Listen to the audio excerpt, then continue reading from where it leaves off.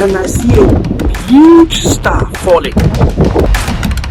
Iran, where state media has now confirmed the death of President Ibrahim Raisi and the country's foreign minister after a deadly helicopter crash.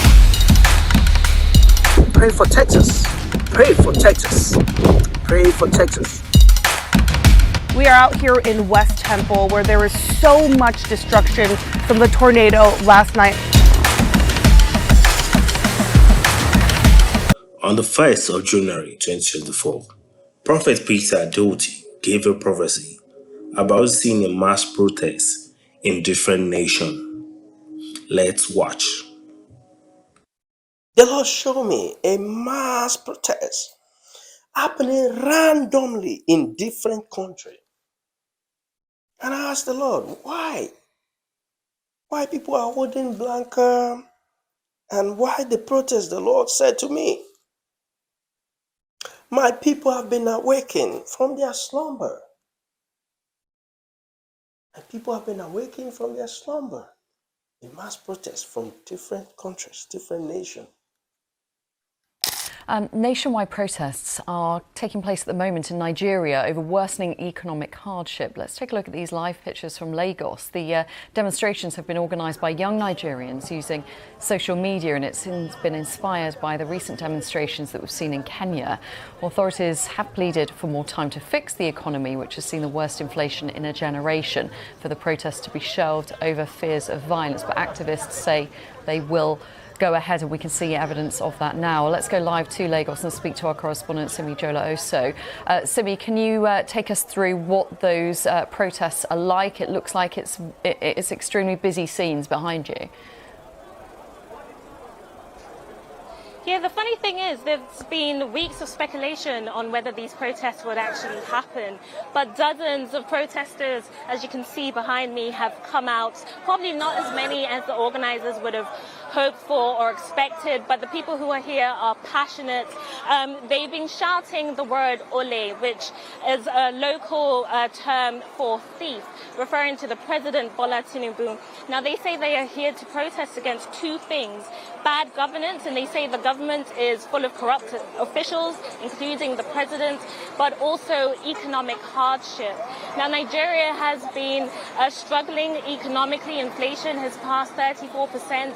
The cost of food, the cost of goods, the cost of fuel has tripled over the last year, and they say it's because of government policies that were implemented over the last year, including the removal of a subsidy that was meant to keep the price of fuel low, and also the detaching of the local currency, the naira, from the US dollars. And as a result, goods and food prices have been going up. One person told me while they were marching, he said, we did not dethrone a military dictatorship to put a civilian dictatorship into power, and saying that the people are taking back their power.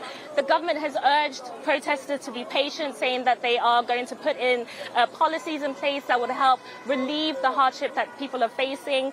Earlier this year, they distributed grains from the National Reserve. They also gave temporary cash payments to very poor families. But the people, the protesters here, are saying it's just simply not enough, and they plan to come out for 10 days or until the government do something to make lives easier.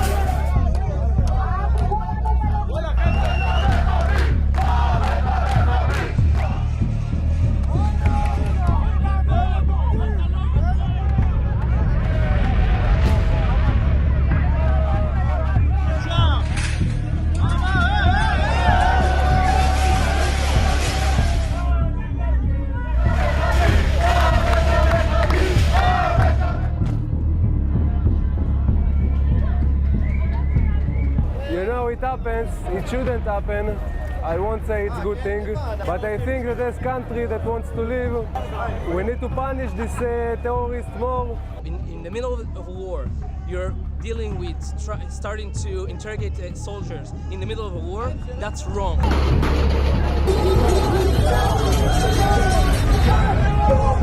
If they touch our soldiers, we'll build a shield wall. The people will rise up against the government, be it left or right or whatever.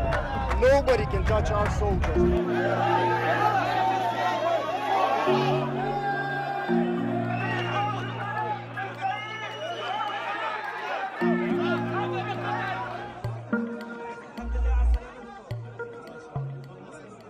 ما تبلغ كانوا يجوعونا كانوا يحرمونا من الأكل كنا نأكل رغيف واحد على العشاء رغيف واحد كانوا يجوعونا يستخدموا معنا أشد العقوبات كانوا يخلونا مكلبشين 24 ساعة مكلبشين ومغميين ومغميين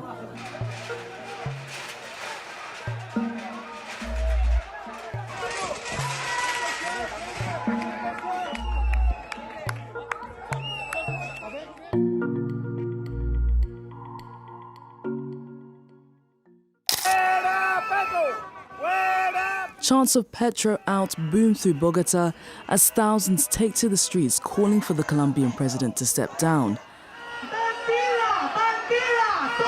There were similar scenes in Medellin. Protesters' anger ignited by recent social and economic reforms put forward by the head of state.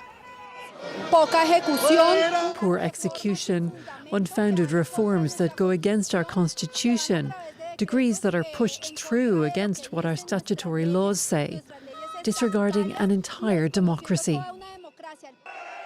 Among the reforms recently proposed by President Gustavo Petro is a move to nationalize health services. The sector was already the focus of another amendment that was rejected by the Senate committee earlier this month. That proposal was aimed at stripping power from insurers and expanding access to healthcare. Pension and labour reforms are also being debated by lawmakers. Petro says the overhauls will rid the country of deep inequality. His opponents disagree. They argue they will further damage Colombia's already struggling economy.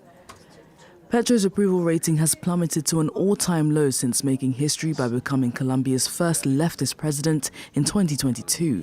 Gustavo Petro's governmental policies are absolutely absurd, irregular, and lack any foundation. It's a government of improvisation, one that has had no planning of any kind. Ministerial cabinets are squandering public funds. Many Colombians are also decrying the violence that continues to mar the troubled peace talks with armed guerrilla groups. Petro's ambitious policy of total peace, attempting to bring an end to 6 decades of armed conflict, has faced multiple setbacks. In Kenya, people are protesting against a new finance bill that introduces unpopular tax proposals, igniting widespread anger across the nation. Demonstrators are upset with the bill, which President William Ruto argues is necessary to address heavy public debt. The controversial bill contains provisions seen as imposing extra burdens on ordinary citizens and businesses, sparking an outcry from a public already struggling with the high cost of living. Although the Kenyan government has withdrawn some of the contentious proposals, so far it has done little to alleviate public anger. Yeah, because look at what's happening. Young Kenyans are demonstrating for their rights. They're demonstrating with flags and banners. I can't even see anymore. They're being tear gassed. They're being When God's servant speaks, the wise listen.